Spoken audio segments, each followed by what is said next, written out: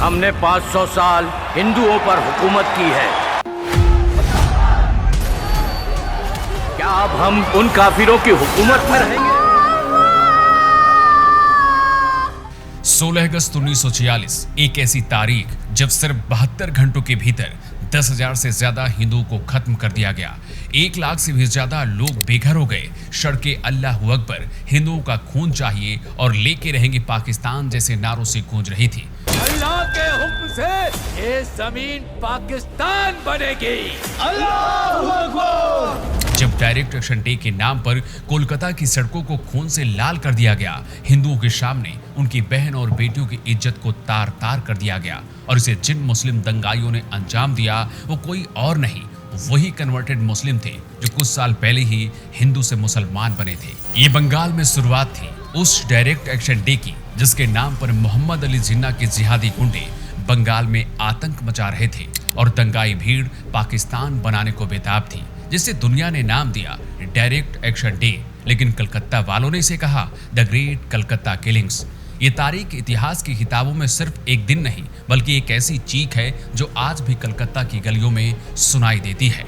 जो पार्टीशन 1947 में शुरू हुआ था वो आज तक चल रहा है और कभी खत्म ही नहीं होगा। हिंदुओं के इसी नरसंहार पर एक फिल्म बनी है द बंगाल फाइल्स, जिसका विरोध किया जा रहा है और इसका विरोध वही लोग कर रहे हैं जो चाहते हैं कि 1946 में डायरेक्ट एक्शन डे के नाम पर जो कुछ भी जिन्ना के जिहादियों ने बंगाल में किया उसका सच आज की जनरेशन को पता ना चल सके और वो ये कभी ना जान पाए कि हिंदुस्तान किसी बंगाल को धर्म के आधार पर 2 हिस्सों में बांट दिया गया था। जिहाद के नाम पर इसी बंगाल में हिंदुओं का खून बहाया गया था और ये कहा गया कि हिंदू मुस्लिम एक साथ नहीं रह सकते हैं। लेकिन आज उसी हिंदुस्तान में गंगा जमुनी तहजीब की बात की जाती है। जिस तरह से 1946 में सबसे ज्यादा उन कन्वर्टेड मुस्लिमों ने बंगाल में आतंक फैलाया जो कुछ समय पहले ही हिंदू से मुसलमान बने थे, कुछ उसी अंदाज में आज भी कुछ लोग इसका विरोध कर रहे हैं। ऐसे में सवाल इस बात का है कि आखिर आजादी के एक दिन बाद ऐसा क्या हुआ बंगाल में जिसकी चर्चा भर से कट्टरपंथियों के सीने में दर्द उठ जाता है, और क्या है डायरेक्ट एक्शन डे की खूनी कहानी जिसके खून से इतिहास के पन्ने रंगे हुए हैं। कौन थे गोपाल मुखर्जी उर्फ गोपाल बाठा जिन्होंने बंगाल के हजारों हिंदुओं की जान बचाई जिन्ना के जिहादी गुंडों से। चलिए इस एपिसोड में समझने की कोशिश करते हैं। भारत हिंदुओं का राष्ट्र है और इस युद्ध में हिंदू हार रहे हैं। साल था 1940 का। एक तरफ आजादी की लड़ाई तेज हो रही थी, दूसरी तरफ सत्ता के गलियारों में एक नया संघर्ष जन्म ले रहा था। कांग्रेस पूरे देश का प्रतिनिधित्व करने का दावा कर रही थी और मुस्लिम लीग सिर्फ मुसलमानों के लिए एक अलग राष्ट्र की मांग कर रही थी। मोहम्मद अली जिन्ना भारत में 2 कौम का सिद्धांत गढ़ चुके थे। उनका कहना था कि हिंदू और मुसलमान एक साथ नहीं रह सकते हैं, इसलिए उनको एक नया मुल्क पाकिस्तान चाहिए। दूसरी तरफ गांधी और कांग्रेस का नेतृत्व भारत विभाजन का विरोध तो कर रहा था, लेकिन असलियत ये थी कि कांग्रेस भी मुस्लिम लीग के सामने घुटने टेक चुकी थी और जिन्ना के दबाव को पूरी तरह से रोक नहीं पा रही थी। राजनीतिक समझौते, चुनावी हार और सांप्रदायिक ध्रुवीकरण बंगाल को धीरे धीरे बारूद के ढेर बना रहा था। भारत अभी आजाद नहीं हुआ था, लेकिन राजनीति की बिसात में नए पाकिस्तान की लकीरें खींची जा चुकी थी। बाकी था बस इसमें आखिरी कील ठोकना, और इसकी शुरुआत भी जिन्ना ने अपने जहरीले भाषणों से कर दी। नो मिस्टर गांधी, हिंदू मुस्लिम एक नहीं है। आप वेदों को मानते हैं, हम कुरान को मानते हैं, आप लाखों भगवान को मानते हैं, हम सिर्फ अल्लाह को मानते हैं। वर्ष 1946 में जब बंगाल में प्रांतीय चुनाव हुए तो मुस्लिम लीग ने पूरे भारत में पाकिस्तान का नारा देकर मुस्लिम वोटों को पूरी तरह से अपने पक्ष में खींच लिया और बंगाल की 250 सीटों में से मुस्लिम लीग ने 119 सीटें जीत ली। कांग्रेस को 86 सीटें और बाकी छोटी पार्टियां जैसे हिंदू महासभा, यूरोपियन समूह को कम सीटें मिली।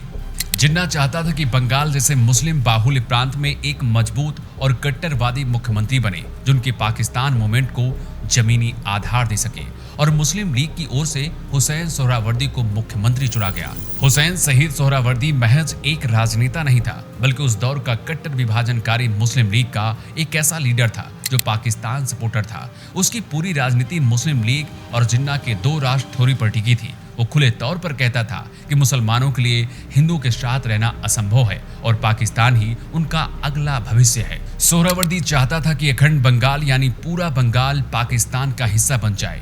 यही वजह थी कि उसके सत्ता में आते ही हिंदुओं की टारगेट किलिंग शुरू कर दी गई। प्रशासन और पुलिस भी कार्रवाई करने से बचने लगी। हिंदू मुस्लिम के बीच खाई इतनी गहरी हो गई कि पड़ोसी भी एक दूसरे को शक की नजरों से देखने लगे।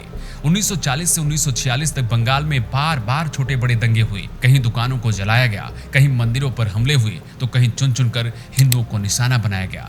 लोग अब खुलकर ये कहने लगे थे कि आने वाला तूफान टाला नहीं जा सकता है।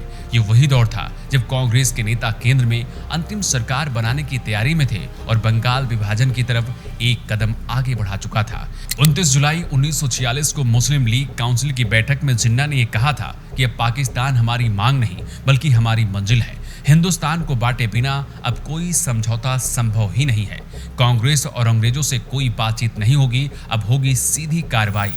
इसके बाद मुस्लिम लीग ने 16 अगस्त 1946 को डायरेक्ट एक्शन डे का ऐलान कर दिया। हुसैन शाहिद सुहरावर्दी आज डायरेक्ट एक्शन डे का ऐलान करता हूं। और इस ऐलान के साथ ही 16 अगस्त की सुबह से ही कोलकाता में मुस्लिम लीग के झंडे लहराने लगे। हजारों की संख्या में मुस्लिम लीग समर्थक शहरों की सड़कों पर उत्पात मचाने लगे। उनके हाथों में लोहे की सलाखें, लाठी और पेट्रोल बम की बोतलें थी। नारे लग रहे थे, लड़के लेंगे पाकिस्तान, मर के लेंगे पाकिस्तान। धीरे धीरे ये नारे हिंसा में बदलने लगे। हिंदू मोहल्लों पर हमले शुरू हो गए, दुकानों को जलाया जाने लगा, औरतों को घसीटा गया, निर्दोष लोगों को मार दिया गया। सड़कें लाशों से पड़ चुकी थी। लेकिन सबसे हैरान करने वाली बात यह थी कि एक भी पुलिस वाला सड़कों में दिखाई नहीं दे रहा था। यहाँ तक कि सड़कों से ट्रैफिक पुलिस वालों को भी हटा दिया गया था और मुस्लिम लीग के जिहादी गुंडे सड़कों पर कत्लेआम कर रहे थे, जिन्हें सोहरावर्दी का समर्थन प्राप्त था।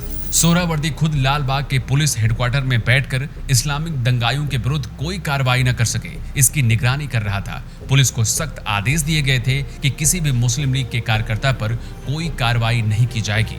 लाल बाजार के police sub inspector SK Bhattacharya ने अपने बयान में कहा था कि इन दंगों के दौरान पुलिस को 2 दिन तक कोई कार्रवाई न करने के आदेश दिए गए थे। इससे दंगाइयों को खुली छूट मिल गई, जिससे हिंसा और ज्यादा बढ़ती गई। दंगों में ज्यादा नुकसान की एक वजह यह भी थी कि दंगे वाले दिन मुसलमानों को दुकान बंद रखने और हिंदुओं को दुकान खोलने के आदेश दिए गए थे और कुछ इस तरह से बंगाल में हिंदुओं के कत्लेआम का प्लॉट तैयार किया गया था। आईबी की एक रिपोर्ट के मुताबिक मुस्लिम लीग ने पंजाब नेशनल गार्ड के 1200 मुस्लिम सिपाहियों को 16 तारीख से पहले ही बंगाल बुला लिया था। कोलकाता में मौजूद 24 पुलिस थानों में से 22 का इंचार्ज मुस्लिमों को बना दिया गया था और ये सब 16 अगस्त से पहले ही कर लिया गया था। भीड़ को उकसाने के लिए कोलकाता के मेयर सैयद मोहम्मद उस्मान द्वारा लिखे पैम्पलेट बांटे गए, जिसमें लिखा था, हम मुसलमानों ने ताज पहनाया है, शासन किया है, हिम्मत मत हारो, तैयार रहो, तलवारें उठाओ, अरे काफिरों तुम्हारा विनाश अब दूर नहीं। द स्टेट्समैन ने अपनी एक रिपोर्ट में लिखा था कि दंगों के दौरान दंगाई लोगों का कत्लेआम कर रहे थे। महिलाओं को जबरन उठा ले जाया जा रहा था, लेकिन मौके पर एक भी पुलिस वाला वहां मौजूद नहीं था। कई रिपोर्ट्स में दावा तो ये भी किया गया कि 1.5 लाख से भी ज्यादा हिंदुओं को जबरन इस्लाम कबूल करवा दिया गया। जिन्होंने इस्लाम कबूल नहीं किया, उन हिंदुओं का न केवल नरसंहार किया गया, बल्कि उन्हें कई दिनों तक भूखा रखकर उन्हें जबरन इस्लाम अपनाने के लिए मजबूर भी किया गया। जब मुस्लिम लीग के गुंडे कोलकाता की गलियों में हिंदू मोहल्लों को जला रहे थे, उनकी औरतों को बेइज्जत कर रहे थे, तब इन जलती गलियों में एक नाम ऐसा भी था जो इन जिहादी गुंडों से बराबर लोहा ले रहा था। नाम था गोपाल चंद्र मुखर्जी, यानी गोपाल पाठा, जो उस दिन हिंदू समाज की ढाल बनकर खड़ा हो गया। उन्होंने ऐलान कर दिया था कि अगर एक हिंदू मरा तो उसके बदले हम 10 मुसलमान मारेंगे। गोपाल पाठा के नारा आज भी इतिहास के पन्नों में सुनाई देता है, लेकिन इसी के साथ एक बहस भी शुरू हो जाती है। बहस इस बात की कि क्या उन्होंने निहत्तों की हत्या की या सिर्फ अपनी बस्ती की रक्षा के लिए हथियार उठाए। उनकी रणनीति थी, जहां हमला हुआ है वहीं जवाब दो, और इस जवाब ने लीग के समर्थकों को पीछे हटने पर मजबूर कर दिया। 4 दिनों तक कोलकाता जलता रहा। करीब 10,000 लोग मारे गए, लेकिन जिन मोहल्लों में गोपाल पाठा और उसके लोग खड़े रहे, वहां हमलावरों को आसानी से घुसने का मौका नहीं मिला। लेकिन यही गोपाल पाठा, जिसने अपने मोहल्लों की रक्षा की, अपने लोगों की जान बचाई, गांधी की नजरों में हिंसक गुंडा बन गया। गांधी का मानना था कि हिंसा का जवाब अहिंसा से देना चाहिए, लेकिन गोपाल पाठा कहते थे कि हिंसा भूखों को रोटी नहीं देती और ना ही तलवारों को रोकती है। 1946 की हिंसा के बाद जब महात्मा गांधी कलकत्ता पहुंचे तो उनके सामने हिंदू और मुस्लिम दोनों को हथियार डालने के लिए कहा गया, लेकिन गोपाल पाठा ने हथियार डालने से मना कर दिया और कहा कि अगर हमने हथियार न उठाए होते तो आज पूरा मोहल्ला कब्रिस्तान बन गया होता और यहाँ बची होती सिर्फ लाशें। शायद यही वजह थी कि उस दौर में कांग्रेस के बड़े नेता और गांधी के अनुयायी गोपाल पाठक को गुंडा कहकर बुलाते थे, लेकिन बंगाल का एक एक मोहल्ले का हर हिंदू अपना रक्षक उन्हें मानता था। इतिहास हमेशा किताबों से नहीं लिखा जाता, कभी कभी इतिहास उन लोगों की यादों में जिंदा रहता है जो बिना नाम बिना पद बस अपने लोगों की ढाल बन जाते हैं। गोपाल मुखर्जी भी उनमें से एक ऐसा ही नाम थे। अभी तक की रिपोर्ट और आंकड़ों से एक बात तो साफ हो चुकी थी कि ये दंगे अचानक नहीं हुए थे, इसके लिए पूरी प्लानिंग की गई थी। दंगे की एक वजह बंगाल में मुसलमानों की संख्या भी थी। बंगाल में 54% मुसलमान और 44% हिंदू थे। हालांकि ज्यादातर मुसलमान पूर्वी बंगाल के गाँव में रहते थे जो आज बांग्लादेश में है। वहीं कोलकाता में 73% हिंदू और 23% मुसलमान थे। जिन्ना ये जानता था कि अगर बंगाल में हिंसा हुई तो इसका असर न सिर्फ बंगाल में बल्कि पूरे देश में होगा और अंग्रेजी हुकूमत उसके सामने झुकने के लिए मजबूर हो जाएगी, और हुआ भी वही। वैसे तो कोलकाता में 23% ही मुसलमान थे, लेकिन ये वो मुसलमान थे जो आर्थिक और सामाजिक दोनों तरह से पिछड़े हुए थे, और इसी का फायदा मुस्लिम लीग ने उठाया। कुछ को पैसे का लालच देकर और कुछ को धर्म की आड़ पर जिहाद के लिए तैयार किया गया। इनमें से ज्यादातर वही कन्वर्टेड मुस्लिम थे जो कुछ साल पहले ही हिंदू से मुसलमान बने थे। इन्हीं मुस्लिम दंगाइयों का शिकार राजेंद्र रॉय का परिवार भी हुआ। राजेंद्र रॉय नोआखली बार एसोसिएशन के अध्यक्ष थे। वो हिंदुओं की आवाज उठाते थे और यही बात पीर गुलाम सरवर को पसंद नहीं थी। पीर गुलाम सरवर एक प्रसिद्ध धार्मिक नेता था। उसके आदेश के बाद ही मुस्लिम दंगाइयों की भीड़ ने राजेंद्र रॉय के घर पर हमला बोल दिया। दंगाइयों से घिरे रॉय ने पुलिस से सुरक्षा की डिमांड की, लेकिन पुलिस ने मदद करने से इनकार कर दिया। रॉय बिना किसी पुलिस मदद के कई दिनों तक दंगाइयों से लड़ते रहे और आखिरकार अंत में मुस्लिम लीग के दंगाइयों की भीड़ ने उन्हें और उनके परिवार के सभी सदस्यों को मार दिया। पाकिस्तान के नाम पर जो कत्लेआम 1946 में हुआ उसे सोचकर ही रूह कांप जाती है। मुस्लिम दंगाई पूरे नोआखली के हिंदुओं को इस्लाम में परिवर्तित करना चाहते थे, इसलिए उन्होंने सबसे पहले उन नेताओं को निशाना बनाया जिसका प्रतिरोध कर सकते थे, और उन्हीं में से एक था राजेंद्र रॉय का परिवार, जिसे तड़पा तड़पा कर मारा गया। ऐसी दर्जनों वारदातों से बंगाल का इतिहास भरा पड़ा है जिन्हें सुनकर आज भी कलेजा फट जाता है। दंगे इतने भयानक थे कि हफ्तों तक लाशें सड़कों पर सड़ती रही। चील कौवे उन्हें नोच नोच कर खाते रहे, लेकिन उन्हें कोई उठाने वाला नहीं था। डायरेक्ट एक्शन डे की शुरुआत पाकिस्तान की स्थापना के लिए हुई थी, लेकिन इसने पूरे बंगाल की धरती को बेकसूरों के खून से लाल कर दिया।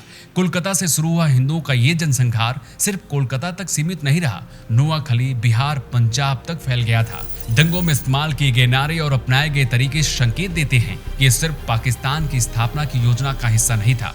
ये नफरत थी हिंदुओं के लिए जो दशकों से दंगाइयों के दिलों में पल रही थी, और यही नफरत जिन्ना की सबसे बड़ी ताकत बन गई। जिन्ना के पागलपन और इस्लामिक कट्टरपंथ का ये नंगा नाच ही था जो महीनों तक बंगाल में चलता रहा और बेकसूरों को मारा जाता रहा। कोलकाता हिंसा के बाद कांग्रेस और ब्रिटिश सरकार ने मुस्लिम लीग के सामने अपने घुटने टेक दिए। हुसैन सोहरावर्दी और जिन्ना की योजना कामयाब हो गई और 14 अगस्त 1947 को पाकिस्तान का जन्म हुआ, लेकिन इसकी कीमत हजारों हिंदुओं को अपनी जान देकर चुकानी पड़ी। आज जब इस कहानी पर एक फिल्म बंगाल फाइल्स बनी है तो इसका विरोध किया जा रहा है, क्योंकि उन्हें डर इस बात का है कि कहीं वो सच इतिहास के पन्नों से निकलकर बाहर ना आ जाए जो दशकों से सेकुलरिज्म की चादर से ढका गया है। उन्हें डर इस बात का है कि गोपाल पाठक जैसा कोई और न खड़ा हो जाए जो हिंदू की आवाज बन जाए। ये कहानी सिर्फ अतीत की नहीं है, ये चेतावनी है आने वाले कल की। अब ये तय आपको करना है कि हम इतिहास से सीखेंगे या फिर वही गलती फिर से दोहराएंगे। अगर आपको लगता है कि सच दुनिया तक पहुंचना चाहिए तो इस वीडियो को ज्यादा से ज्यादा लोगों तक शेयर कीजिए। अगर आप चाहते हैं कि ऐसी और सच्ची कहानियां हम आपके सामने लेकर आएं तो चैनल को सब्सक्राइब कीजिए, क्योंकि इतिहास को जानना सिर्फ शौक नहीं, हमारी और आपकी जिम्मेदारी है। नमस्कार।